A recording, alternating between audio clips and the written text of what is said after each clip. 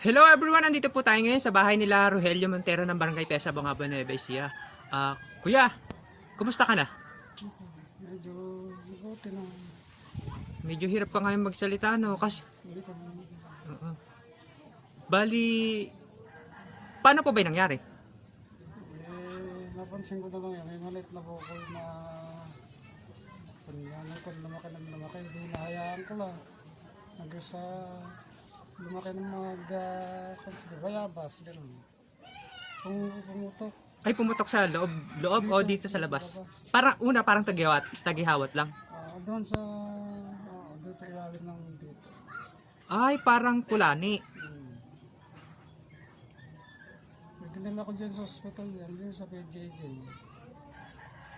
Nakadalawang balik ako. Anong sabi ng doktor? Nung kinuhanan ng biopsy yan, di pinauwi kami, bumalik uli kami. Sabi, operahan, di pinauwi kami. Tinawagan uli ako. At i-schedule na daw yung opera. May dalawang pabalik namin, Hindi na naman kayo na-schedule sa operation. Hanggang sa Lumaki ng lumaki. lumala. Lumala. Dahil lang kinuhanan nila ng ano yan. Ay, parang nasaktan. Sinugaran kasi nila ng tatlong gano'n. Kinuhanan ng laman. Oo. Tines. Hindi niya pagbalik namin, sabi ng doktor, cancer. Cancerous. Anong stage daw? It's stage 4. Stage 4. Eh, anong reaction mo nung sinabing stage 4? Hindi na ako stage 4 na. Wala ako, hindi ako naniniwala ng may cancer. Kinabahan. Kasi labas sa pumutok. Pwede, pinauwi kami, pinabalik uli kami. 3 beses. Kinemo. Ilang chemo ka na po ngayon? Wala, hindi na ako, dalawa lang. Hindi na ako bumalik, lalong lumaki. Ay, lalong lumaki. Oo. Kasi nung last nakita ko sa'yo nun, kasal pa ni Marlon, 2024 po ba? Nun. Dito lang yun, ano yun, na-hospital ako. May, June, yun na-confine na ako. July, August, yun, nag-chemo ako 2 beses. Ay, August din na ako bumalik pala. Ayun. Tapos yan, lagi nagdudugo. Ay, laging, Dudugo yan, parang sumisirit na gano'n ah. apa, Kaya ngayon, hindi ko na matagalan yung... Kahit nahihilom na ako, marami na naubos na dugo. Nagpadala ulit ako doon. Kala ko sasalin ako ng dugo. Nagsakal na ako ng pampampat, pinauwi na rin ako.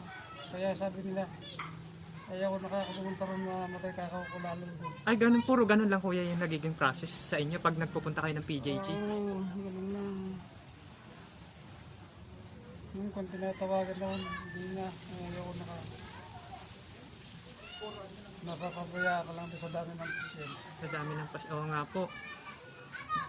Di, paano yun? Ilang months na, ano yung ginagamit yung paraan para maampatan yung sakit ng nararamdaman nyo? Meron akong pangpatanggal ng keratin na gamot.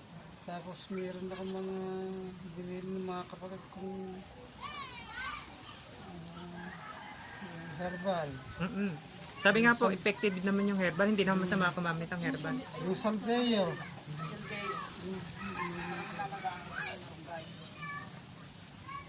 Ang kilawan ko lang kasi dito. Yung kirot. Sobrang kirot. Lalo pag Baka ako malamig nga.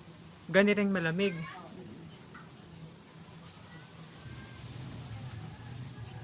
Yun lang, ang mga tumutulong sa akin. Yung 2 kong kapatid na babae. Si Ate, Daisy. Daisy sa Asia Tuloy. Kuya, ano yung pwede mo sabihin kung ngayong may nararamdaman ka? Ano pa yun? Konting pinansan lang kasi paus naman yung salveo. Wala ko na kung Yun nga ho, kasi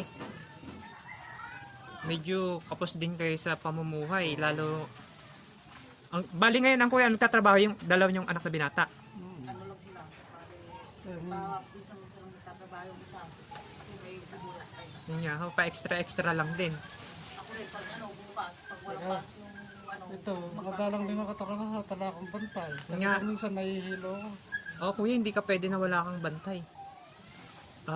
Sa makakapanood po ng video ni Kuya, mihingi siya ng financial na tulong kahit pambili lang po ng gamot kasi kapos po sila sa financial. Sana maunawaan niyo yung sitwasyon niya kasi hindi rin niya naman gusto man yung nangyari sa kanya ngayon. Yan po, inilalapit namin sa inyo na sana mabigyan siya ng chance na madugtungan pa yung buhay niya kasi meron siyang pamilyang umaasa sa kanya.